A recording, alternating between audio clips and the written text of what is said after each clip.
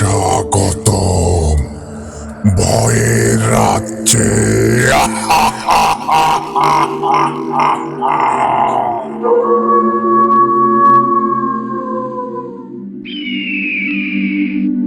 আসসালামু আলাইকুম বন্ধুগণ, সবাইকে স্বাগতম জানাচ্ছি ভূত আড্ডার আরও একটি নতুন এপিসোডে। আর বরাবরের মতোই আপনাদের সাথে আছি আমি, ইমরান ইসকান। শুরুতেই কিছু কথা বলতে চাচ্ছি, সেটা হচ্ছে আপনারা সবাই হয়তো ইতিমধ্যেই জানেন যে এই মুহূর্তে ফিলিস্তিনবাসীর কি অবস্থা।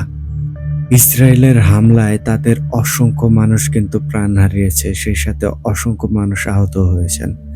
আমরা সবাই মন থেকে দোয়া করব যেই ভাই বোনেরা প্রাণ হারিয়েছেন তাদেরকে আল্লাহ পাক যেন শহীদ মর্যাদা দান করেন, সেই সাথে যারা আহত হয়েছেন বা যাদের অবস্থা গুরুতর, আল্লাহ পাক যেন তাদেরকে সুস্থতা দান করেন।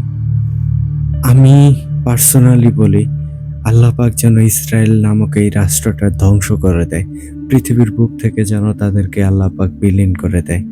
আমি চাই আপনারাও মানুষ হিসেবে আপনারাও দোয়া করুন যাতে করে ফিলিস্তিন মুক্তি লাভ করে এবং ইসরায়েলের আগ্রাসন যেন বন্ধ হয়ে যায়। সত্যি বলতে এই বিষয়ে যতই বলবো ততই যেন কম হয়ে যায়। আসলে ফিলিস্তিনের ওপর এই বর্বরতা কিন্তু আজকে নতুন না, দীর্ঘকাল ধরে চলে আসছে। আমরা যারা মুসলিম রাষ্ট্র আছি তারা হয়তো সাধারণ নাগরিক হিসেবে প্রতিবাদ করে আসছি, কিন্তু আমাদের যারা লিডারশিপে আছে তারা কিন্তু এই বিষয়ে অতটা তৎপর না। যদিও এই মুহূর্তে ডক্টর ইউনূস একটা বার্তাতে শুনেছি তিনি অবশ্যই এই আগ্রাসন বন্ধ করার জন্য জাতিসংঘের কাছে দাবি জানিয়েছেন। এটা অবশ্যই তার একটা ভালো কাজ। তো আমরা তো আর ওই লেভেলে বা ওই পর্যায়ে যেতে পারি না। আমরা আমাদের জায়গা থেকে আল্লাহর কাছে দোয়া করতে পারি ফিলিস্তিনবাসীর জন্য, সেই সাথে দোয়া করতে পারি যাতে করে আল্লাহ পাক ইসরায়েল নামক এই দস্যুদের রাষ্ট্রটা ধ্বংস করে দেয়। তো এত কথা বলার জন্য আমি আন্তরিকভাবে দুঃখিত। আসলে আমার জায়গা থেকে মনে হয়েছে আমার কথাগুলো বলা উচিত। আমার মাধ্যমে যদি ৫ জন মানুষও আল্লাহর কাছে দোয়া করে, তাদের মাঝে যদি একজনের দোয়াও আল্লাহর কাছে কবুল হয়ে যায়, সেটাই অনেক। তো আর কথা বাড়াবো না। আজকে আপনাদের জন্য নিয়ে এসেছি মুকসেদ ভাইয়ের লেখা নবু পাগলার একটা দুর্দান্ত ঘটনা। আশা করি এই ঘটনাটি আপনারা অনেক বেশি এনজয় করবেন। সত্যি ভয়ঙ্কর সুন্দর বলতে যা বোঝায় আজকের ঘটনাটা কিন্তু ঠিক তেমনই। তো বেশি কথা বলে ঘটনার আমেজটা নষ্ট করব না। মূল ঘটনায় যাওয়ার আগে আপনাদেরকে বলবো, আপনারা যারা এখনো আমাদের চ্যানেলটিকে সাবস্ক্রাইব করেননি দ্রুত সাবস্ক্রাইব করে ফেলুন, সেই সাথে বেল আইকনটি অন করে রাখুন। এর ফলে কিন্তু আমাদের পরবর্তী সকল আপডেট সবার আগে আপনাদের কাছে পৌঁছে যাবে। আর আপনারাও যদি আমাদেরকে ঘটনা পাঠাতে চান, সেই ক্ষেত্রে আমাদের ডেসক্রিপশন বক্সে অথবা কমেন্ট বক্সে আমাদের হোয়াটসঅ্যাপ নাম্বার এবং আমাদের ইমেল অ্যাড্রেসটি দেওয়া আছে। আপনারা আপনাদের জানার শোনার সেরা ভয়ঙ্কর ঘটনাগুলো আমাদেরকে লিখে কিংবা ভয়েস ক্লিপ আকারে পাঠিয়ে দিতে পারেন। তাহলে এখন আর কথা বাড়াচ্ছি না, এবার সরাসরি চলে যাচ্ছি আজকের মূল এপিসোডে। চলুন তাহলে শুনে আসি মুকসেদ ভাইয়ের লেখা নবু পাগলার দুর্দান্ত একটা ঘটনা।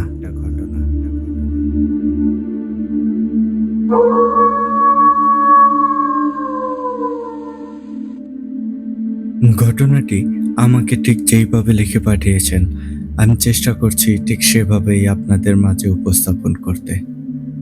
লিখছেন, আসসালামু আলাইকুম প্রিয় ইমরান খান ভাই। আশা করি আপনি এবং ভূত আড্ডার সকল লিসেনার সবাই অনেক ভালো আছেন। আমি মুকসেদ হাসান, বাসা নেত্রকোনা সাতপাই রেল ক্রসিং, ভূত আড্ডার একজন অ্যাডমিন বলছি। আপনাদের দোয়া ও ভালোবাসায় আমি অনেক ভালো আছি। প্রিয় লিসেনার, আজ আবারও চলে আসলাম নবু পাগলার নতুন একটা ঘটনা নিয়ে। আশা করি ঘটনাটা আপনাদের অনেক বেশি ভালো লাগবে। ঘটনাটা শুনে হারিয়ে যাবেন ভয়ের এক অন্য রাজ্যে। কারণ আজ যেই ঘটনাটা শুনতে যাচ্ছেন সেটা একটা পরীর ঘটনা। আর আপনারা পরীর ঘটনা শুনতে অনেক ভালোবাসেন। সেই জন্য আজ আপনাদের জন্য নিয়ে আসলাম পরীর এক ভয়ঙ্কর ঘটনা। আর কথা না বাড়িয়ে এবার সরাসরি ঘটনায় চলে যাচ্ছি। ঘটনাটা যার সাথে ঘটেছে তার নাম সাত্তার। আমি ঘটনাটা ঠিক সাত্তারের মতো করেই বলছি। বলছেন, সাত্তার, আজ থেকে অনেকদিন আগের কথা। তখন আমি যুবক, আর দেখতেও ছিলাম মাশাআল্লাহ। সবসময় হাসি খুশিতেই কেটে যেত আমার সময়। নিজের বাড়িতে এমনকি বন্ধুদের সাথে যেখানেই থাকতাম সবসময় হাসি খুশিতেই থাকতে ভালোবাসতাম। আর এটার জন্য বন্ধু-বান্ধব এমনকি প্রতিবেশী সবাই অনেক আদর করত। এভাবেই অনেক ভালোই যাচ্ছিল আমার দিনকাল। আমি আগেই বলেছি আমি দেখতে মাশাআল্লাহ অনেক সুন্দর ছিলাম। আর আমার এই সুন্দর চেহারা আমার বিপদের কারণ হয়ে দাঁড়িয়েছিল। তার সাথে আমার ভালো মন মানসিকতা আমার বিপদের কারণ ছিল। আমি একদিন বাজার থেকে বাড়িতে আসছিলাম। তখন আনুমানিক রাত প্রায় ৮টা বাজে। আর যখন আমি বাড়িতে আসছিলাম তখন রাস্তায় কেউই নেই। একদম শুনশান নীরব একটা পরিবেশ। আশেপাশে ঝিঁঝি পোকার ডাক শুনতে পাচ্ছিলাম। মাঝে মাঝে শিয়ালের ডাক ভেসে আসছে। সব মিলে ভয়ঙ্কর একটা পরিবেশ। তবে আমার তেমন কোনো সমস্যা হচ্ছিল না। কারণ এই গ্রামে আমি ছোট থেকে বড় হয়েছি। এর চাইতেও আরো বেশি রাতে এই রাস্তা দিয়ে আমি যাওয়া আসা করেছি। যার জন্য আমি কোনো ভয় পাচ্ছিলাম না। আর অন্যদিকে গ্রাম বলে কথা। তখনকার সময়ে রাত ৮টা মানেই অনেক রাত। সবাই তখন ঘুমিয়ে যেত। আমি যখন বাজার থেকে আসছিলাম, তখন আমি অনুভব করতে পারলাম কিছু একটা আমার পাশে পাশে হাঁটছে। কিন্তু আমি তাকে দেখতে পাচ্ছি না। এমন করে চলতে চলতে আমি প্রায় আমার বাড়ির কাছাকাছি চলে এসেছি। ২টা বাড়ি পার হলেই আমাদের পুকুর পার। আর বাড়িতে যেতে হলে ওই পুকুর পার হয়েই বাড়িতে ঢুকতে হবে। আর যখন আমি আমাদের পুকুর পাড়ে আসলাম তখন আমি খেয়াল করলাম পুকুরের দক্ষিণ পাড় থেকে একটা বিড়ালের ডাক ভেসে আসছে। এখানে একটা কথা বলে রাখি, পুকুরের দক্ষিণ পাড়ে কেউ যেত না। কারণ পুকুরের দক্ষিণ পাড়ে বেত গাছ আর মন কাটা গাছ ছিল। যারা গ্রামে থাকেন তারা অবশ্যই চিনতে পারবেন বেত গাছ আর মন কাটা গাছ কি। বেত গাছের পাতায় অনেক চিকন চিকন কাঁটা থাকে, আর মন গাছের গায়ে থাকে অনেক লম্বা লম্বা কাঁটা। আর এই কাঁটাগুলো অনেক বিষাক্ত হয়ে থাকে, যার জন্য সেখানে কেউ যেত না। একমাত্র প্রয়োজন হলেই সেখানে যেত, এছাড়া কেউ সেখানে যেতই না। যখন সেই বিড়ালের ডাকটা শুনতে পেলাম তখন আমি সেখানেই দাঁড়িয়ে গেলাম, কারণ বিড়ালের আওয়াজটা কিছুটা অদ্ভুত ছিল। আওয়াজটা শুনে মনে হচ্ছিল বিড়ালটা অনেক বিপদে পড়েছে। আমি তখন ভাবলাম সেই দিকে গিয়ে দেখব। তখন দেখি বিড়ালের ডাক বন্ধ হয়ে গেছে। মনের ভুল ভেবে সেখান থেকে চলে আসছিলাম। যেই আমি বাড়ির দিকে হাঁটতে লাগলাম তখন আবারও শুরু হয়ে গেল সেই বিড়ালের ডাক। এবার বিড়ালের ডাকটা আরো জোরে জোরে আসতে লাগলো। এবার আমার মনে হলো সত্যিই একটা বিড়াল হয়তো সেখানে বিপদে পড়েছে।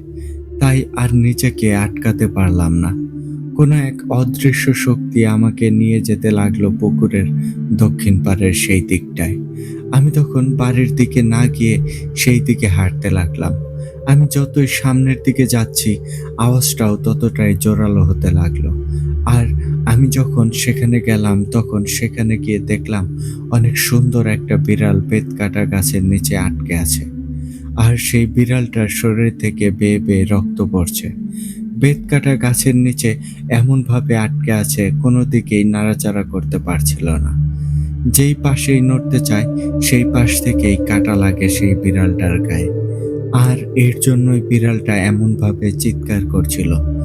আর আমি যখন সেই বিড়ালটার দিকে তাকালাম তখন আমি অবাক হয়ে গেলাম। কারণ এত সুন্দর বিড়াল আমি আগে কখনোই দেখিনি।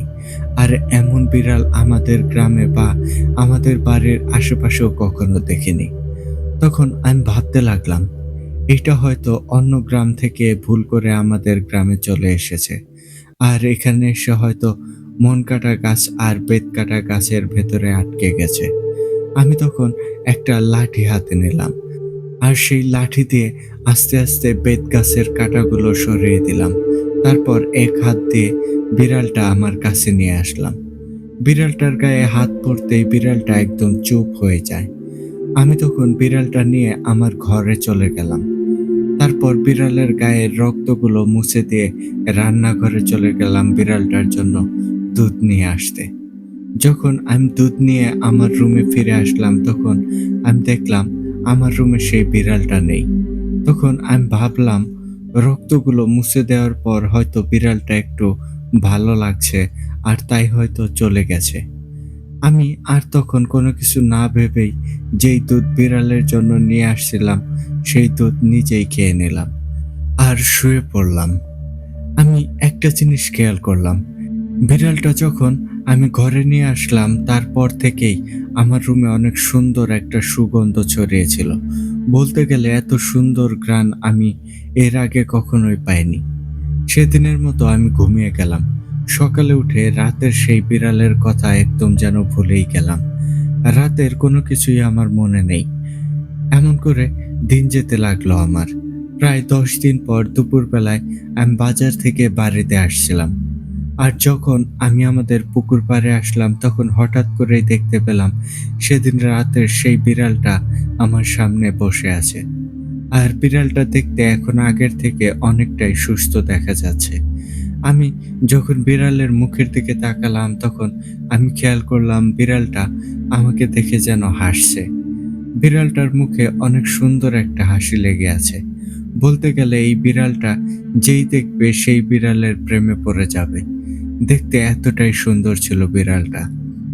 তখন আমি খেয়াল করলাম বিড়ালটা হাঁটতে হাঁটতে আমার বাড়ির দিকে যেতে লাগলো আর চোখের পলকে কোথায় যেন হারিয়ে গেল। আমার তখন মনে প্রশ্ন আসলো, এত তাড়াতাড়ি বিড়ালটা কোথায় চলে গেল? এটা ভাবতে ভাবতেই আমি আমার ঘরে চলে আসলাম। তারপর থেকে আমার সাথে শুরু হলো এক নতুন কাহিনী। আমি সবসময় আমার আশেপাশে একটা বিড়ালের উপস্থিতি বুঝতে পারতাম। আমার কেমন যেন মনে হতো আমার আশেপাশে সবসময় একটা বিড়াল ঘোরাঘুরি করছে। আমি অনেক সময় আমার বন্ধুদেরকে বলতাম, এই দেখ বিড়ালটা কত কিউট, তাই না? কিন্তু তখন আমার বন্ধুরা আমাকে বলতো, কিরে তোর কি হয়েছে বলতো? এখানে তুই বিড়াল কই পাইলি? কিন্তু অবাক করা বিষয় হচ্ছে আমি স্পষ্ট দেখতাম সেই বিড়ালটা, কিন্তু আমার আশেপাশে থাকা কেউ সেই বিড়ালটা দেখতে পেত না। আমি যখন সব সময় ওদের এই একই কথা বলতাম তখন ওরা সবাই আমাকে পাগল বলতে শুরু করে আর আমাকে নিয়ে হাসাহাসি করতে শুরু করে। একদিন আমি ভাত খাচ্ছিলাম আর তখন আমার চোখ গেল উঠানে। আমি দেখলাম উঠানে বসে আছে সেই বিড়ালটা। তখন আমার পাশে আমার বাবাও বসে ভাত খাচ্ছিল, মাও বসেছিল তখন আমার পাশেই। তখন আমি উঠানে সেই বিড়ালটা দেখলাম। বিড়ালটা আমার দিকে অপলক দৃষ্টিতে তাকিয়ে আছে আর এমন মনে হচ্ছিল বিড়ালটা আমাকে দেখে যেন হাসছে। আমি তখন আমার মাকে বললাম, মা, উঠানে যে বিড়ালটা বসে আছে সেই বিড়ালটাকে কিছু খেতে দাও। তখন আমার কথা শুনে মা আর বাবা দুইজনে উঠানের দিকে উকি দিল আর আমাকে বলতে লাগলো, কই, উঠানে তো কোনো বিড়াল নেই। কিন্তু অদ্ভুত বিষয় হচ্ছে আমি তখনও সেই বিড়ালটা দেখতে পাচ্ছি, অথচ আমার মা বাবা কেউ সেই বিড়ালটা দেখতে পাচ্ছে না। আমি তখন বাবাকে বললাম, তুমি কি চোখে দেখো না এই যে কত সুন্দর একটা বিড়াল বসে আছে উঠানে? তখন আবারও বাবা মা দুইজন উকি দিয়ে দেখলো আর বলতে লাগলো, কি বলছিস সেসব? উঠানে তো কোনো বিড়াল নেই, তাহলে তুই বিড়াল কোথায় পেলি? তখন আমি অনেকটা রাগ হলাম আর বলতে লাগলাম, তোমরা কি কানা হয়ে গেছো? এত সুন্দর একটা বিড়াল বসে আছে অথচ তোমরা কেউ তাকে দেখতেই পাচ্ছ না।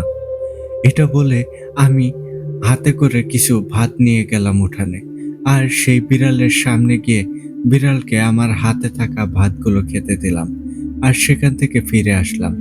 ফিরে এসে বাবা আর মাকে বললাম, এখন দেখতে পাচ্ছ, এই দেখো বিড়ালটা ভাত খাচ্ছে। আমার এমন কাহিনী দেখে বাবা আর মা একে অন্যের মুখের দিকে তাকিয়ে রইল। তখন আমার মনে হলো বাবা আর মা ওনারা যেন আকাশ থেকে পড়ছে। সত্যি বলতে বাবা মা আমার দিকে এমনভাবে তাকিয়েছিল যেন এর আগে তারা আমাকে কখনোই দেখেনি। এই প্রথম যেন আমাকে দেখল। কিন্তু আমার ব্যবহার দেখে আর উঠানের ভাতগুলো দেখে বাবার চিন্তা ভাবনা যেন পাল্টে গেল। কারণ আমি হয়তো মজা করতেছি, কিন্তু উঠানে রেখে আসা ভাতগুলো তাহলে কি করে গায়েব হয়ে গেল? এটা তো কোনোভাবেই কাকতালীয় হতে পারে না। কেননা আমি যখন উঠানে ভাত রেখে আসছিলাম, তারপর থেকে বাবা মা দুইজনই সেই উঠানের দিকেই তাকিয়েছিল। আর তার মধ্যে সেখানে কোনো কিছুই আসেনি। তাহলে ভাতগুলো কে খেয়ে গেল? আর এর জন্যই বাবা ঠিক করলো হুজুরের কাছে যাবে। এমন করে আরো কয়েকদিন চলে গেল। বাবার কিছু কাজ থাকার কারণে হুজুরের কাছে আর যাওয়া হয়নি। অন্যদিকে আমার সমস্যা দিনকে দিন যেন বেড়েই যাচ্ছে। একদিন রাতে আমি ঘুমিয়েছিলাম, আর তখন আমি দেখতে লাগলাম সেই বিড়ালটা আমার সামনে এসে দাঁড়ালো আর আমার দিকে তাকিয়ে হাসতে লাগলো। হঠাৎ আমি খেয়াল করলাম সেই বিড়ালটা ধীরে ধীরে বিড়াল থেকে একটা নারী অবয়বের রূপ নিল। আর সেই অবয়বটা দেখতে অনেকটা ঝাপসা ছিল, পরিষ্কার দেখা যাচ্ছিল না। কিছুক্ষণ পর সেই অবয়বটার চেহারা যেন পরিষ্কার হতে লাগলো। আর তখন আমি দেখলাম সেই মেয়ে অবয়বটা দেখতে এতটাই সুন্দর, যেটা আমি মুখে বলে শেষ করতে পারবো না। আমার জীবনে এত সুন্দর মেয়ে আমি কখনোই দেখিনি। এক কথায় সেই মেয়ে অবয়বটা দেখে আমি মুগ্ধ হয়ে গেলাম। একটা মেয়ে এত সুন্দর কি করে হতে পারে? আমি তখন খেয়াল করলাম সেই মেয়েটা আমাকে দেখে মুচকি মুচকি হাসছে। তখন আমি মেয়েটাকে জিজ্ঞেস করলাম, কে আপনি? আর আপনি আমার ঘরে কি করে আসলেন? আমার ঘরের সকল দরজা জানালা তো বন্ধ। তাহলে আপনি আমার ঘরের ভেতর কি করে আসলেন? তখন সেই মেয়েটা হাসতে হাসতে বলতে লাগলো, আমার নাম আছিয়া। তোমাকে আমার অনেক পছন্দ হয়েছে, আর তাই আমি সব সময় তোমার পাশেই থাকি। মেয়েটার মুখে এই কথা শুনে আমি অবাক হয়ে গেলাম আর ভাবতে লাগলাম, এত সুন্দর একটা মেয়ে আমাকে পছন্দ করে, এটা তো আমার বিশ্বাসই হচ্ছে না। তখন আমি সেই মেয়েকে জিজ্ঞেস করলাম, তোমার বাড়ি কোথায়? তোমাকে তো আগে কখনোই দেখিনি। তখন সেই মেয়েটা উত্তর দিল, আমার বাড়ি পরীর রাজ্যে। আমি একজন পরী। সেদিন তুমি আমাকে অনেক বড় উপকার করছো। তোমাদের পুকুরের পাড়ে আমি বিপদে পড়ে গেছিলাম, আর সেই বিপদ থেকে তুমি আমাকে উদ্ধার করেছিলে। আর সেদিন থেকেই আমি তোমাকে পছন্দ করতে লাগলাম, আর বিড়ালের রূপ নিয়ে তোমার আশেপাশেই থাকতাম। আমি সেই পরী আসিয়ার মুখে এই কথা শুনে অবাক হয়ে গেলাম। কি বলবো কিছুই বুঝতে পারলাম না। আর মেয়েটার দিকে যতবারই তাকাই ঠিক ততবারই অজানা এক মায়ায় যেন হারিয়ে যাই। কেননা পরী আসিয়ার চেহারা এতটাই মায়াময় ছিল যে কেউ তাকে দেখে প্রেমে পড়তে বাধ্য হবে। আমিও ঠিক সেটাই আমারও ঠিক সেই দশাই হলো। আমিও আসিয়া পরীর প্রতি দুর্বল হয়ে পড়লাম। আর ঠিক তখন পাশের ঘর থেকে আমার মা বলে উঠল, সাত্তার, এত রাতে কার সাথে কথা বলিস বাপ? আর তখন আমার ঘুমটা যেন ভেঙে গেল, আর আমি চোখ খুলে দেখি আমার রুমে কেউ নেই। তবে সেই সুন্দর সুঘ্রাণ আমার রুমে তখনও ছিল। আমি তখন মাকে উত্তর দিলাম, মা, কই, আমি তো ঘুমিয়েছিলাম। কিন্তু অদ্ভুত বিষয় হচ্ছে, একটু আগে আমার সাথে কি কি হয়েছে তার কিছুই যেন আমার মনে নেই। তবে আমি সেই সুঘ্রাণটা পাচ্ছিলাম তখনও। আমি অনেক চেষ্টা করলাম মনে করার, কিন্তু কিছুতেই মনে করতে পারলাম না। তখন আমি আর বেশি কিছু না ভেবে আবারও ঘুমিয়ে পড়লাম। সকালে ঘুম থেকে উঠে আমি আমার নিজের কাজে ব্যস্ত হয়ে গেলাম, আর রাতের কথা যেন কিছুই মনে নেই আমার। দুপুর তখন প্রায় ৩টা বাজে। তখন আমি আমাদের পুকুর পাড়ে গেলাম, আর সেখানে গিয়ে একটা গাছের সাথে হেলান দিয়ে বসলাম। হালকা ঝিরিঝিরি বাতাসে আমার চোখ প্রায় লেগেই আসছিল। আর ঠিক তখন আমি খেয়াল করলাম আমার সামনে একটা মেয়ে দাঁড়িয়ে আছে। অপরূপ সুন্দর দেখতে সেই মেয়েটা। আমি যখন মেয়েকে দেখলাম তখন আমার মনে হলো আগে কোথায় যেন দেখেছি এই মেয়েকে, কিন্তু কোথায় দেখেছি সেটা মনে করতে পারছিলাম না। আর ঠিক তখনই সেই মেয়েটা বলতে লাগলো, সত্তার, কি ভাবছো? এটাই ভাবছো আমাকে আগে কোথায় দেখেছস, তাই তো? তখন আমি বললাম, হ্যাঁ, আমি আপনাকে আগেও যেন কোথায় দেখেছি, কিন্তু মনে করতে পারছি না। তখন সেই মেয়েটা বলতে লাগলো, কাল রাতে আমি তোমার ঘরে এসেছিলাম আর তুমি আমাকে সেখানেই দেখেছিলে। আমি তখন বললাম, কাল রাতে যদি আমি আপনাকে আমার রুমে দেখে থাকি তাহলে আমার রাতের কোনো কথা মনে নেই কেন? তখন সেই মেয়েটা বলল, তোমার কিছুই মনে থাকবে না যতক্ষণ আমি না চাইবো। তোমাকে আমার অনেক ভালো লাগে, আমি তোমাকে আমার সাথে নিয়ে যাব। তখন আমি বলতে লাগলাম, আমাকে আপনি কোথায় নিয়ে যাবেন? তখন সেই মেয়েটা বলল, আমি তোমাকে আমার রাজ্যে নিয়ে যাব আর সেখানে নিয়ে গিয়ে তোমাকে আমি বিয়ে করব। এমন করে সেই আসিয়া পরীর সাথে আমার একটা প্রেমের সম্পর্ক হয়ে যায়। আমি তখন থেকে সবসময় আসিয়া পরীর কথাই ভাবতাম। আসিয়া পরীর অপেক্ষায় থাকতাম কখন সে আসবে আর আমি তার সাথে কথা বলতে পারবো। এমন করে দিন যেতে লাগলো।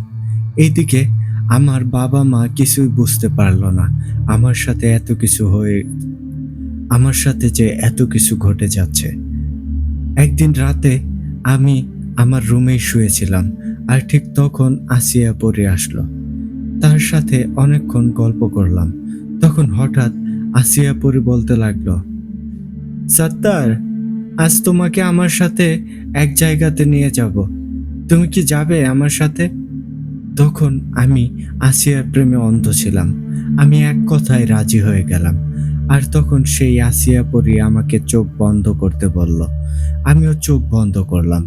কিছুক্ষণ পর আসিয়া পরী আমাকে চোখ খোলার জন্য বলল। আর আমি চোখ খুললাম। চোখ খুলে আমি অবাক হয়ে গেলাম। কারণ আমি যখন চোখ খুললাম তখন আমি দেখলাম আমি এক ফুলের বাগানে দাঁড়িয়ে আছি। সেই জায়গাটা দেখতে এতটাই সুন্দর ছিল যেটা বলে বোঝাতে পারবো না। যেই দিকেই তাকাই সব দিকে শুধু ফুল আর ফুল। এমন জায়গা আমি আমার জীবনে আর কোথাও দেখিনি। তখন আমি আসিয়া পরীকে জিজ্ঞেস করলাম, আমাকে তুমি কোথায় নিয়ে আসলে? এত সুন্দর জায়গা তো আমি আগে কখনোই দেখিনি। তখন আসিয়া পরী বলল, সত্তার, আমি তোমাকে আমাদের রাজ্যে নিয়ে এসেছি। এটা হচ্ছে পরীদের রাজ্য। এখানে শুধু পরীরাই থাকে। আজ আমি তোমাকে এখানে নিয়ে এসেছি আমার বাবা-মায়ের সাথে দেখা করানোর জন্য। উনারা তোমাকে দেখার জন্য বলেছিল। কারণ তুমি সেদিন আমাকে মৃত্যুর হাত থেকে বাঁচিয়েছো। আর তাই আমার মা-বাবা তোমাকে দেখতে চায়। তুমি আজ থেকে এখানেই থাকবে। এটা বলে সেই পরী তার প্রাসাদে নিয়ে গেল আমাকে। তখন আমার নিজের মা-বাবার কথা কিছুই যেন মনে নেই। আমি যেন এক মায়ার জালে বন্দী হয়ে গিয়েছিলাম। আমার অতীতের কোনো কিছুই তখন আমার মনে ছিল না। আর আমি তখন থেকে সেই পরীর রাজ্যেই থাকতে শুরু করি। আর সেই আসিয়া পরীকে বিয়ে করে ফেলি। এমন করেই দিন যেতে লাগলো। আমার তখন আমার বাড়ির কথা কিছুই মনে নেই। এমন করেই আমার দিন পার হচ্ছিল। এদিকে আমার বাড়িতে সকাল হতেই সবাই আমাকে খুঁজতে লাগলো। কারণ প্রতিদিন আমি সবার আগে ঘুম থেকে উঠে যেতাম। কিন্তু আজ এত বেলা হয়ে গেল তারপরেও আমি ঘুম থেকে উঠতে পারিনি। আর তাই বাবা আমাকে ডাকার জন্য আমার রুমে গেল। আর দরজার পাশে দাঁড়িয়ে আমাকে ডাকতে লাগলো। অনেক ডাকাডাকি করলো কিন্তু আমার কোনো সাড়া শব্দ না পেয়ে বাবা সিদ্ধান্ত নিল ঘরের দরজাটা ভাঙবে। যেমন ভাবনা তেমন কাজ। ঘরের দরজা ভেঙে যখন ঘরে গেল তখন সেখানে গিয়ে দেখলো আমি ঘরে নেই। ঘরের সকল দরজা জানলা বন্ধ কিন্তু আমি ঘরে নেই। বাবা চিন্তায় পড়ে যায়। ঘরের সকল দরজা বন্ধ থাকলে তাহলে ছেলেটা কোথায় গেল? বাবা তো কান্না করতে লাগলো আর বাবার সাথে আমার মাও কান্না শুরু করে দিল। আর আমাকে অনেক খোঁজাখুঁজি করতে লাগলো। এমন কোনো জায়গা বাকি নেই যেখানে আমাকে খোঁজেনি। আত্মীয়-স্বজনদের বাড়ি বলতে গেলে সব জায়গাতেই খোঁজা শেষ। কোথাও বাবা আমাকে খুঁজে পেলেন না। আর তখন বাবার মনে হয়ে গেল সেই বিড়ালের কথা। বাবা আর দেরি না করে হুজুরের কাছে গেলেন আর হুজুরকে সবকিছু খুলে বললেন। হুজুর তখন বাবাকে বলে আজ মাগরিবের পরে তার কাছে যেতে। বাবা হুজুরের কথা মতো মাগরিবের নামাজের পর সেই হুজুরের সাথে দেখা করতে গেল। আর তখন সেই হুজুর বলল, আপনার ছেলে যেখানেই আছে বেঁচে আছে, কিন্তু কোথায় আছে এটা আমি বলতে পারছি না। আমার সহকারী জিন আমাকে এটা শুধু বলতে পেরেছে আপনার ছেলে বেঁচে আছে, কিন্তু কোথায় আছে সেটা সে নিজেও জানে না। এই কথা শুনে আমার বাবা তো কান্নায় ভেঙে পড়ল। তখন সেই হুজুর বাবাকে বলল, কান্নাকাটি না করে ভালো কোনো আলেমের কাছে যান। বাবা হুজুরের কথা মতো ভালো আলেম কবিরাজ খুঁজতে লাগলো। যেখানেই যায় সবাই একই কথা বলে, আপনার ছেলে এখনো বেঁচে আছে, তবে কোথায় আছে এটা বলতে পারবো না, কিন্তু এটা বলতে পারি সে বেঁচে আছে। বাবা অনেক হুজুর তান্ত্রিকের কাছে গেলেন, কিন্তু কোনো লাভ হলো না। কেউ আর আমার সন্ধান দিতে পারল না। আমার জন্য চিন্তা করতে করতে আমার বাবা মা দুইজনই অসুস্থ হয়ে যায়। এমন করে চলে যায় ৬ মাস। কিন্তু এই ৬ মাসে আমার কিছুই মনে নেই। হঠাৎ একদিন আমি চোখ খুলে দেখলাম আমি আমার রুমে শুয়ে আছি। যেভাবে সেই আসিয়া পরী আমাকে নিয়ে গিয়েছিল, আজ আমি সেই অবস্থাতেই শুয়েছিলাম। সকাল হতেই আমি আমার রুম থেকে বের হলাম। আর আমার বাবা আমাকে দেখে হাউমাউ করে কান্না করে দিল। আর বলতে লাগলো, বাবা তুই এতদিন কই ছিলি? বাবার মুখে এই কথা শুনে আমি অবাক হয়ে গেলাম। আরে বাবা এগুলো কি বলছে? এতদিন কই ছিলাম মানে? কাল রাতেই তো আমি আমার ঘরে ঘুমালাম। তাহলে এতদিন কোথায় ছিলাম মানে কি? আমি বাবাকে জিজ্ঞেস করলাম, বাবা কি হয়েছে তোমার? তুমি আমাকে দেখে এমন কান্না করছো কেন? তখন বাবা কিছুই বলতে পারছিল না, শুধু হাউমাউ করে কান্নাই করে যেতে লাগলো। এদিকে বাবার কান্না শুনে মা চলে আসলো, আর মাও আমাকে দেখে হাউমাউ করে কান্না করা শুরু করলো। আমি কিছুই বুঝতে পারছিলাম না আমাকে দেখে কেন বাবা আর মা এমন করে কান্না করছে। এদিকে বাবা আর মায়ের কান্না শুনে আশেপাশের বাড়ির সবাই চলে আসলো, আর সবাই আমাকে দেখে অনেক বেশি অবাক হলো। আমি কিছুই বুঝতে পারছিলাম না এসব কি হচ্ছে আমার সাথে। অল্প কিছুক্ষণের মাঝে আমাদের বাড়ি ভরে গেল মানুষে। শুধু আমাদের গ্রামের মানুষ না, আশেপাশের ২ গ্রামের মানুষও চলে আসলো। আমি অবাক হয়ে তাকিয়ে রইলাম। এসব কি হচ্ছে আমার সাথে? এই অল্প সময়ে এত মানুষ চলে আসলো, তাও আবার আমাকে দেখার জন্য। তখন আমি অনেকটাই রাগ হয়ে বাবাকে জিজ্ঞেস করলাম, আচ্ছা বাবা, কি হয়েছে আমাকে কি বলবা? আমাকে দেখার জন্য বাড়িতে এত মানুষ আসছে কেন? তখন আমি বাবার মুখে যেই কথাগুলো শুনলাম সেই কথা শুনে নিজেকে আর ধরে রাখতে পারলাম না। আমি সেখানেই বসে পড়লাম। বাবা কান্না করতে করতে বলতে লাগলো, দীর্ঘ ৬ মাস পর নাকি আমি বাড়িতে আসলাম। বাবার মুখে এই কথা শুনে মনে হলো আমার মাথায় যেন আকাশ ভেঙে পড়ল। আমার একদম মনে আছে আমি কাল রাতে আমি আমার ঘরেই ঘুমিয়েছিলাম। তাহলে এক রাতে ৬ মাস কি করে হয়ে গেল? আমার মাথায় যেন কিছুই ঢুকছিল না। কি করে সম্ভব এই ৬ মাস? তাহলে আমি কোথায় ছিলাম? সবাই আমাকে এই একই কথা জিজ্ঞেস করতে লাগলো। আমি এই ৬ মাস কোথায় ছিলাম? কিন্তু আমার বিগত ৬ মাসের কোনো কথা মনে ছিল না। আমি তাদেরকে একটাই কথা বললাম, এই ৬ মাস আমি কোথায় ছিলাম আমার কিছুই মনে নেই। আমার শুধু এটাই মনে আছে আমি রাতে আমার ঘরে শুয়েছিলাম। তারপর আমার সাথে কি হয়েছিল, আমি কোথায় গিয়েছিলাম, কই ছিলাম, কি করলাম কিছুই মনে নেই। এমন করে চলে গেল ২ দিন। আর এইদিকে আমার বাবা আমাকে পেয়ে অনেক খুশি। ২ দিন পর হঠাৎ করেই আমি বাবাকে গিয়ে এক অদ্ভুত কণ্ঠে বলতে লাগলাম, বাবা, আজ আমি চলে যাব। আমাকে আজ চলে যেতে হবে। তোমরা তোমাদের খেয়াল রেখো, আর মাকে তুমি দেখে রেখো। এটা বলেই আমি আমার রুমে চলে গেলাম। আর রুমে গিয়ে আমার ঘরের দরজা জানলা বন্ধ করে দিলাম। পিছন থেকে বাবা আমাকে অনেক ডাকাডাকি করলো, কিন্তু আমি বাবার কোনো কথার উত্তর না দিয়ে আমার ঘরে চলে যাই। তারপর আর কিছুই মনে নেই আমার। আমি তখন খেয়াল করলাম আমি সেই ফুলের বাগানে আছি। ৬ মাস আগে আমি যেই ফুলের বাগানে ছিলাম। আর আমার সামনে দাঁড়িয়ে আছে আসিয়া পরী আর তার বাবা-মা।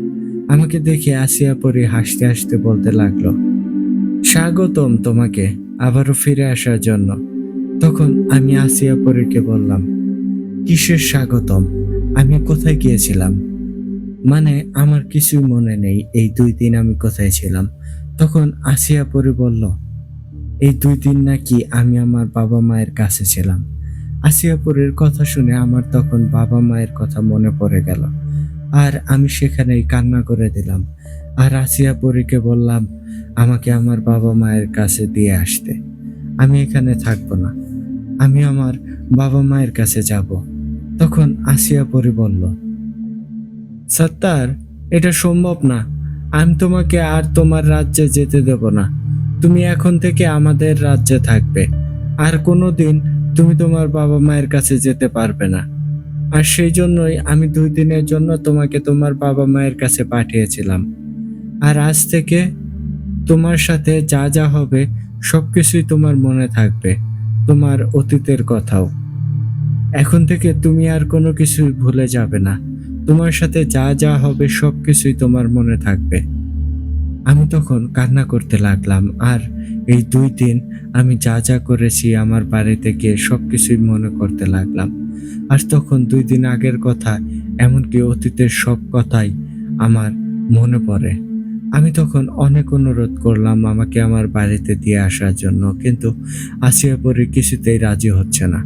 তার কথা একটাই, "আমি এখান থেকে আর যেতে পারবো না। যদি এখান থেকে যেতে হয় তাহলে আমার লাশ যাবে।" সত্যি বলতে আমার তখন কিছুই করার ছিল না। আমি তখন আসিয়া পরীকে বললাম, "সেদিন যদি আমি তোমার উপকার না করতাম, আজ তাহলে আমাকে এই বিপদে পড়তে হতো না। তোমার উপকার করে বাঁচাতে গিয়ে আজ আমি আমার নিজের জীবনটাই শেষ করলাম। অন্যদিকে আমার মা-বাবাকেও শেষ করে দিলাম। আমার শোকে আমার মা-বাবাও মারা যাবে। আমি তাদের একমাত্র সন্তান। উনারা কি করে আমাকে ছাড়া বাঁচবে?" এইদিকে আমি যখন আমার রুমে চলে আসছিলাম, তখন আমার বাবা দরজায় টোকা দিতে লাগলো আর আমাকে ডাকতে লাগলো। যখন দেখলো আমি ঘরের দরজা খুলছি না, তখন সে দরজা ভেঙে ঘরে ঢুকলো। আর ঘরে ঢুকে দেখে আমি সেখানে নেই। বাবার আর বুঝতে বাকি রইল না আমি আগের মতোই আবারও হারিয়ে গিয়েছি তাদের জীবন থেকে।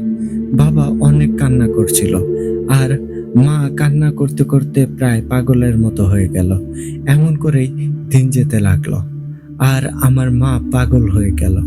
আমার মা এখন আমার বাবাকেও চেনে না আর সবার সাথেই খারাপ আচরণ করে। বলতে গেলে আমার শোকে একদম উন্মাদ পাগল হয়ে যায়। বাবা কি করবে কিছুই বুঝতে পারছিল না। এদিকে আমি হারিয়ে গেলাম, অন্যদিকে আমার মা আমার জন্য পাগল হয়ে গেল। বাবা একা মানুষ, কি করবে কিছুই বুঝতে পারছিল না। দিন দিন মায়ের অবস্থা অনেক খারাপ হতে লাগলো। এখানে একটা কথা বলে রাখি, আমার মাকে কিন্তু কোনো জিন ভূত আসর করেনি। আমার মা সত্যি সত্যি আমার জন্য কান্না করতে করতে পাগল হয়ে যায়। আর সারাদিন শুধু মায়ের মুখে একটাই কথা, "আমার সাত্তার কই? বাবা সাত্তার তুই কই?" দিন দিন মায়ের অবস্থা এতটাই খারাপ হলো যার জন্য মাকে ঘরে বন্দি করে রাখা হলো। কারণ আমার মা এখন যাকেই দেখতো তাকেই অনেক বকা দিত আর বলতো, "কুত্তার বাচ্চা, তুই আমার সাত্তারকে নিয়ে গেছিস। বল আমার সাত্তার কই?" যাকেই সামনে পেত এমন করে বকা দিত আর বলতো, "তুই আমার ছেলেকে নিয়ে গেছিস।" ওদিকে আমার বাবার আর কিছুই করার ছিল না, তাই বাধ্য হয়ে আমার মাকে একটা রুমে বন্দি করে রাখা হলো।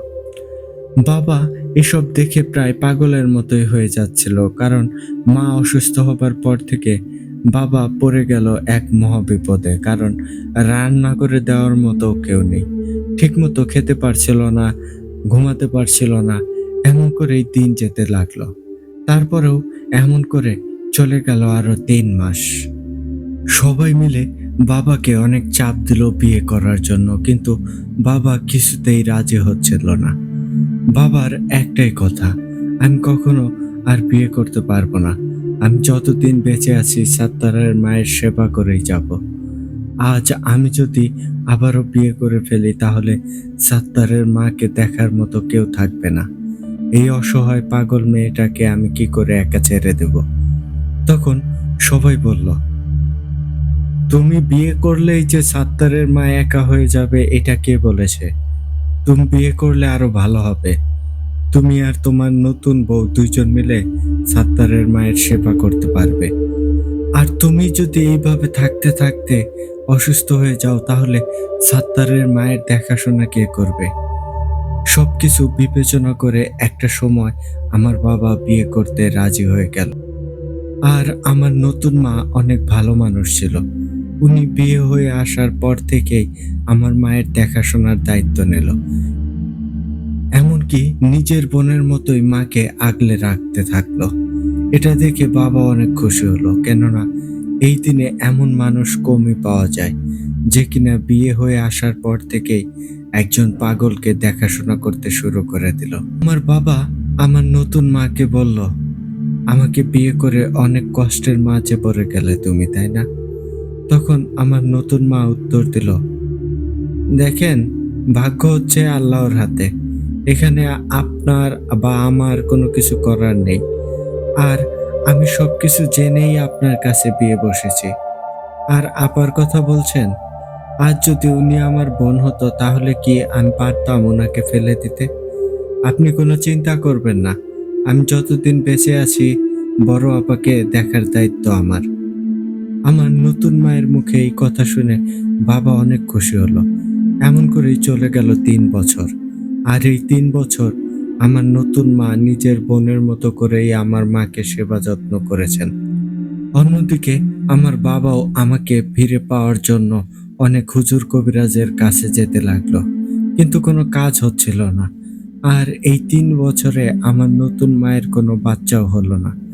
ডাক্তার বলল আমার নতুন মা কখনো সন্তান জন্ম দিতে পারবে না।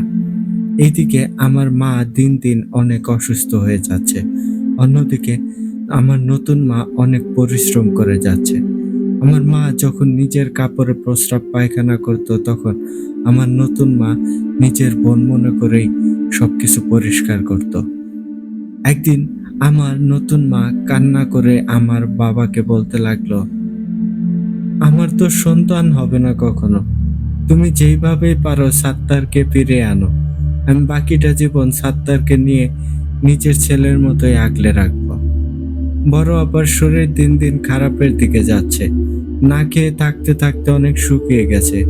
তুমি সাত্তারকে ফিরে আনার ব্যবস্থা করো। তখন আমার বাবা বলল, আমি অনেক চেষ্টা করতেছি কিন্তু কোনো হুজুর কবিরাজ সাত্তারের কোনো সন্ধান দিতে পারছে না। আর তুমি যদি আমার পাশে না থাকতে তাহলে হয়তো আমি নিজেই অনেক আগে মারা যেতাম। তখন আমার নতুন মা বলল, আমি একজন হুজুরকে চিনি, চলো কাল আমরা ওনার কাছে যাই। আল্লাহ চাইলে উনি হয়তো আমাদের উপকার করতে পারবেন। তখন বাবা বলল, হুজুর কবিরাজ তো আর কম দেখায়নি। তুমি যখন বলতেছো তাহলে কাল সকালে তোমাকে নিয়ে যাব তোমার সেই পরিচিত হুজুরের কাছে। তারপরের দিন সকালে আমার নতুন মা বাবাকে নিয়ে চলে গেল সেই হুজুরের কাছে। হুজুর আমার নতুন মাকে দেখে অনেক খুশি হলো, কারণ সেই হুজুর ছিল আমার নতুন মায়ের বাবার ভালো বন্ধু। হুজুর জানতো আমার নতুন মা সত্যিই একজন ভালো মনের মহিলা। হুজুর আমার নতুন মাকে দেখে বলল, কিরে আম্বিয়া, কেমন আছিস তুই? এতদিন পর আমার কথা মনে হলো তোর। সেই কতদিন ধরে তোরে দেখি না। তোর বাবা মারা যাওয়ার পর থেকে আর তোদের বাড়িতেও যাওয়া হয়নি রে মা। তখন আমার ছোট মা বাবাকে হুজুরের সাথে পরিচয় করিয়ে দিল আর হুজুরকে সবকিছুই বলল। হুজুর সবকিছু শুনে বলল, আম্বিয়া, এখনো তুই মানুষের উপকার করতে ছাড়তে পারলি না। সেই ছোট থেকেই দেখে আসছি সব সময় মানুষের উপকার করেই আসলি। মারে, তুই অনেক ভালো একটা মেয়ে। আর যেই পরিবারে তোর বিয়ে হয়েছে উনি অনেক ভালো মানুষ। তুই অনেক সুখী হবি রে মা। তুই একটু অপেক্ষা কর, আমি 5 মিনিট পর আসতেছি। হুজুর চলে গেল। আর এইদিকে আমার বাবা কান্না করতে লাগলো। আমার নতুন মা বাবার চোখের পানি মুছে দিয়ে বলতে লাগলো, ছেলে মানুষের মুখে কান্না শোভা পায় না। তখন আমার বাবা বলতে লাগলো, আজ আমাকে বিয়ে করে তুমি তোমার নিজের জীবনটা নষ্ট করে দিয়েছ। তোমার সকাল শুরু হয় আমার বউয়ের প্রস্রাব পায়খানা পরিষ্কার করে, যেখানে কিনা সকাল শুরু হতো অন্যভাবে। তখন আমার নতুন মা বলতে লাগলো, শুনেন, এই পৃথিবীটা ক্ষণিকের। আজ আমি যা করব মরার পর সেইগুলোই আমার কাজে আসবে। আর আমি আপনার ঘরে এসে অনেক ভালো আছি। আল্লাহ আমাকে অনেক ভালো রেখেছেন। উনি চাইলে কোনো নেশাখোর নয়তো জুয়াখোর তাদের কাছেও আমাকে বিয়ে দিতে পারত। কপালে যা আছে সেটাই হবে। আমার বাবা সত্যি অনেক খুশি হলো। সত্যি বলতে এমন মেয়ে পাওয়াও ভাগ্যের ব্যাপার। তখন হুজুর চলে আসলো আর বলতে লাগলো, আম্বেয়া, আমি সবকিছুর খবর নিলাম, তবে আমিও বেশি কিছু জানতে পারি নাই রে মা। সাত্তার এখনো বেঁচে আছে। তখন তখন আমার ছোট মা বলল, এটার কি কোনো সমাধান নেই? তখন সেই হুজুর বলল, মারে, আমি এটার কোনো সমাধান দিতে পারবো না, তবে আমি তোরে একজনের সন্ধান দিতে পারবো। সেখানে গিয়ে দেখতে পারিস। আশা করি উনি তোরে সাহায্য করবে। তবে একটা কথা মনে রাখিস, আমি এখন যার কাছে তোরে যেতে বলবো সে কিন্তু আমার বন্ধু মানুষ। ওনাকে দেখে কখনো হিংসা বা ঘৃণা করবি না।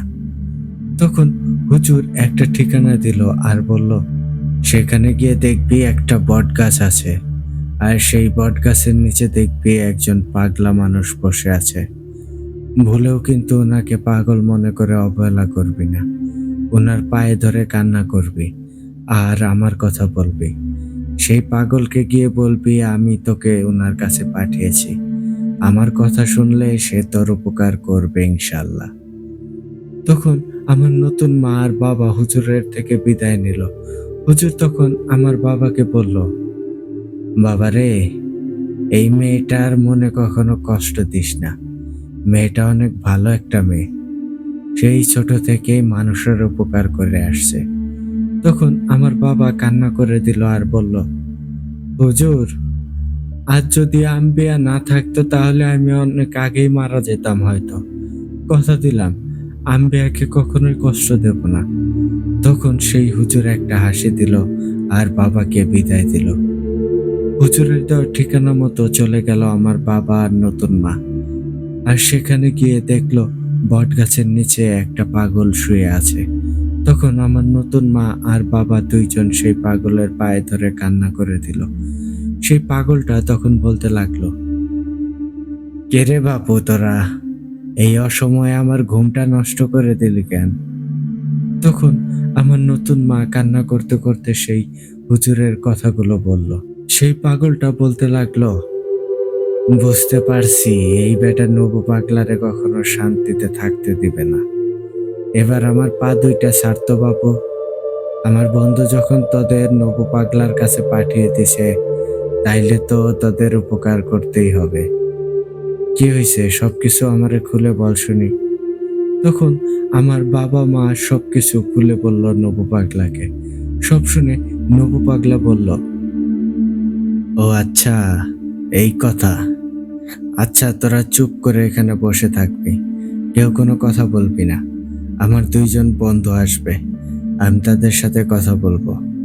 এটা বলে নবু পাগলা মনে মনে কি যেন বলতে লাগলো। আর ঠিক তখন সেই জায়গাটা আতরের ঘ্রাণে ভরে গেল। তখন নবু পাগলা একা একাই কার সাথে যেন কথা বলতে লাগলো।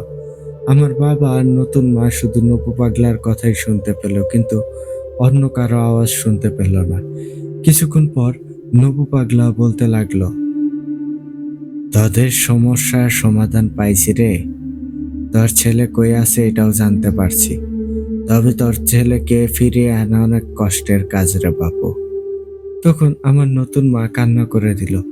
আমার নতুন মায়ের কান্না দেখে নবু পাগলা বলতে লাগলো, আম্বিয়া, কান্না করিস না। তখন আমার বাবা আর আমার নতুন মা অবাক হয়ে গেল, কারণ নবু পাগলা কি করে আমার নতুন মায়ের নাম জানলো, কারণ সেখানে তো উনি নাম বলেননি। আমার নতুন মা বলতে লাগলো, আপনি কি করে আমার নাম জানলেন? তখন নবু পাগলা বলতে লাগলো, আম্বিয়া, তুই জামালের মেয়ে তাই তো? তোর বাপও আমার বন্ধু ছিল। সেই হুজুর, আমি আর তোর বাপ, আমরা তিনজন অনেক ভালো বন্ধু ছিলাম। আমি তোদের বাড়িতেও গেছি রে, তখন তুই অনেক ছোট ছিলি। তোরে আমার এই কাঁধে নিয়ে অনেক ঘোরাঘুরি করছি। আজ অনেক দিন পর তোরে দেখলাম রে মা। তখন তো তুই আমার কোলে এসেই আমার দাড়ি ধরে খেলা করতি। এই কথা শুনে আমার নতুন মা আবারও কান্না করে দিল আর বলতে লাগলো, পাগল কাকু, এই অসহায় মাকে সাহায্য করো। তখন নবু পাগলা বলতে লাগলো, তুই তোর বাবার মতোই হয়েছিস। তোর বাবা অনেক ভালো মানুষ ছিল রে। কথা দিলাম যেভাবেই হোক আমি তোর উপকার করব। এবার তাহলে শোন, সাত্তার কোথায় আছে আর ওর সাথে কি হয়েছিল। সাত্তার একদিন বাড়ি থেকে আসছিল, আর তোদের পুকুর পাড়ে আসতেই সে বিড়ালের কান্না আওয়াজ শুনলো, আর বিড়ালের উপকার করতে গিয়ে সে আজ এই বিপদে পড়ে গেছে। কারণ ওইটা কোনো বিড়াল ছিল না, সে যেটাকে বিড়াল ভেবে সাহায্য করেছিল সেটা ছিল একটা পরী। আর সেই পরী সাত্তারকে পছন্দ করে ফেলে, আর সাত্তারকে পরীর রাজ্যে নিয়ে গেছে। এমনকি সেখানে সাত্তারকে বিয়ে করে ফেলেছে সেই পরী। এখন কথা হলো সেখান থেকে সাত্তারকে কিভাবে ফিরিয়ে আনা যায়। কাজটা অনেক কঠিন, কিন্তু তোর জন্য এই কঠিন কাজটাও আমি করব। এটা বলেই বাবা আর আমার নতুন মা সহ নবু পাগলা তিনজন মিলে আমাদের বাড়িতে চলে গেল। সেখানে গিয়ে নবু পাগলা আমার বাবাকে বলতে লাগলো, বাবু, আমারে একজন তুলা রাশির মানুষ এনে দে। এই কাজ করতে হলে একজন তুলা রাশির ছেলে লাগবে।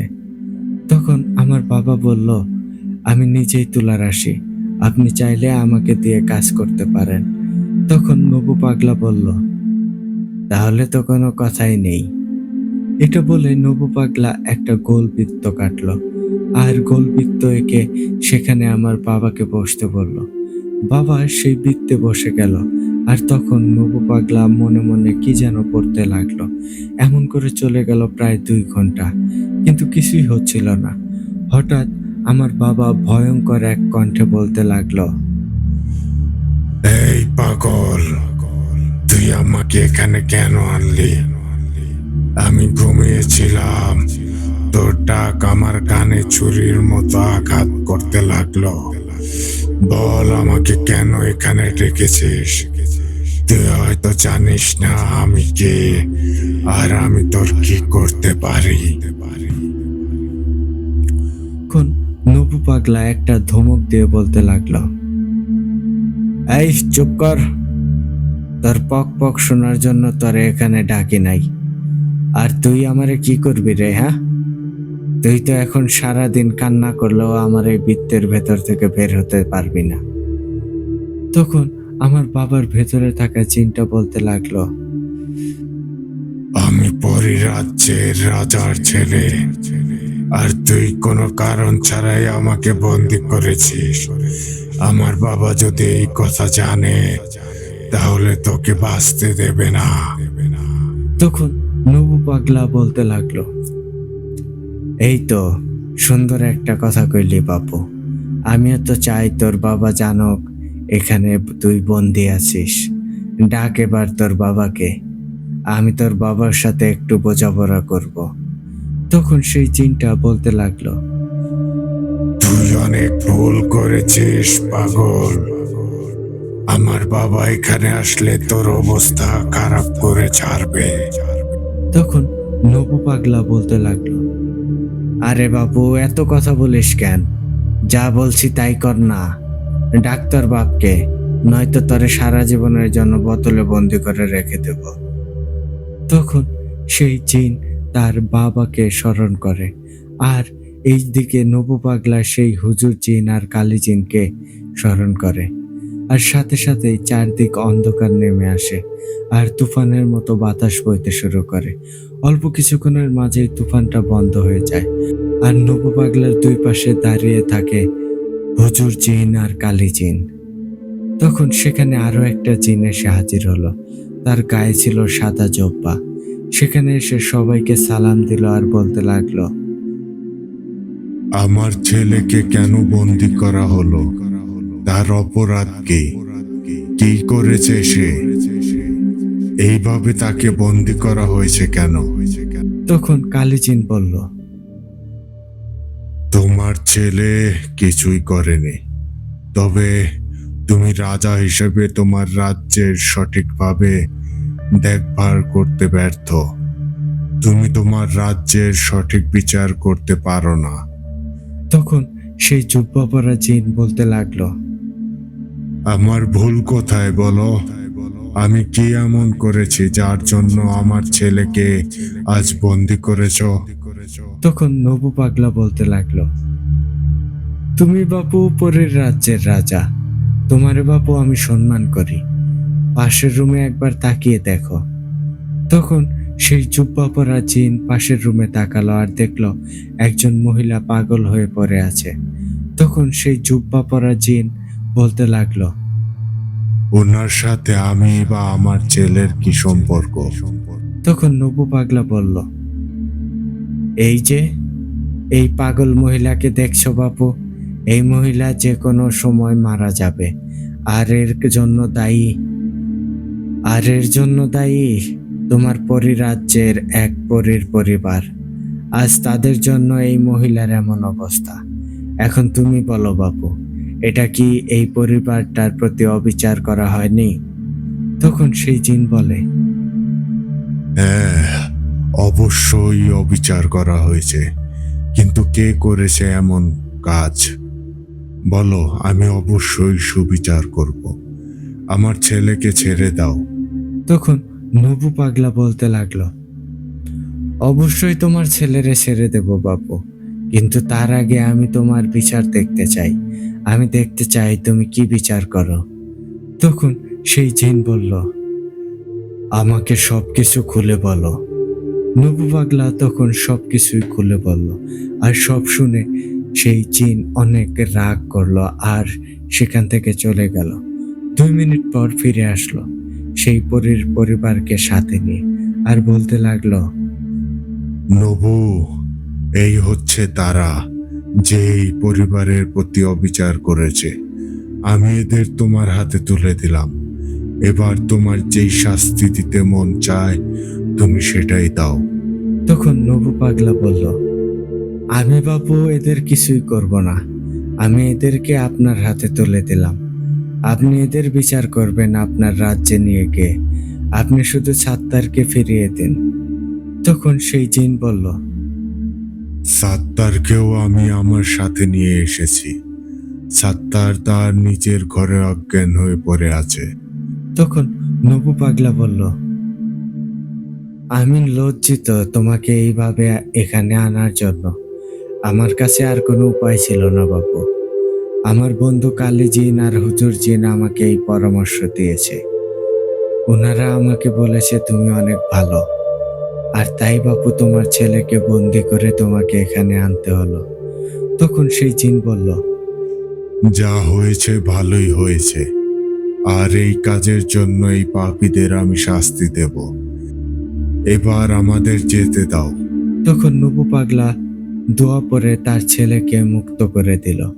সেই পরীর রাজ্যের রাজা সবাইকে নিয়ে সেখান থেকে চলে গেল। এইদিকে মাটিতে অজ্ঞান হয়ে পড়ে গেল আমার বাবা।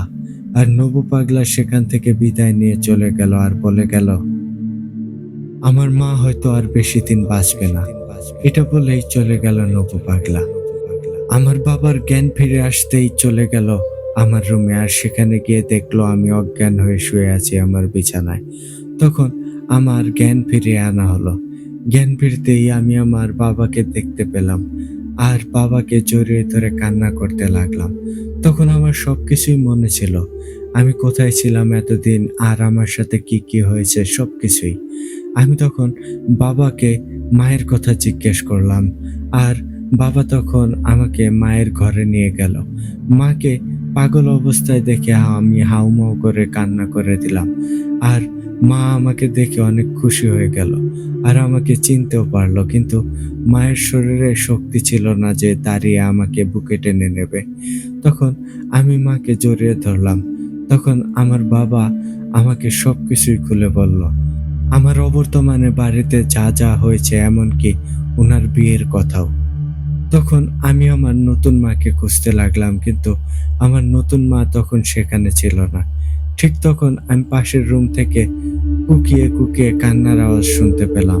তখন বাবা বলল, উনিই তোর নতুন মা। আমি এক দৌড়ে সেই ঘরে প্রবেশ করলাম আর সেখানে গিয়ে দেখি আমার নতুন মা কান্না করছে। আমি দৌড়ে গিয়ে মা বলে জড়িয়ে ধরলাম ওনাকে। আর উনি তখন চিল্লিয়ে চিল্লিয়ে কান্না করতে লাগলো। তখন আমি বলতে লাগলাম, কান্না করো না, আমি তোমার ছেলে। আজ থেকে তুমিও আমার মা। আর আমি যতদিন বেঁচে থাকবো কখনো তোমাকে সন্তানের অভাব বুঝতে দেব না। তুমি যেমন করে আমার পরিবার আর আমার মায়ের সেবা করেছো, ইনশাআল্লাহ বাকিটা জীবন আমিও তোমার সেবা করে যাব মা। তখন আমার নতুন মা আমাকে জড়িয়ে ধরে আমার কপালে চুমু দিতে লাগলো আর বলতে লাগলো, হয়তো কোনো ভালো কাজ করেছিলাম, যার জন্য আল্লাহ আমাকে এমন একটা পরিবার উপহার দিয়েছেন। তো প্রিয় ইমরান ভাই, এই ছিল আজকের ঘটনা। আশা করি ঘটনাটা সবার অনেক ভালো লেগেছে। সত্যি বলতে এই ঘটনাটা লেখার সময় আমি নিজেও কান্না করে দিয়েছি। নিজের অজান্তেই আমি অনেকটা আবেগ আপ্লুত হয়ে গিয়েছিলাম। প্রিয় লিসেনার, ঘটনাটা যদি আপনাদের ভালো লাগে তাহলে অবশ্যই কমেন্ট করে জানাবেন প্লিজ। সবাই ভালো থাকবেন। ভূত আড্ডা দীর্ঘজীবী হোক। আল্লাহ হাফেজ।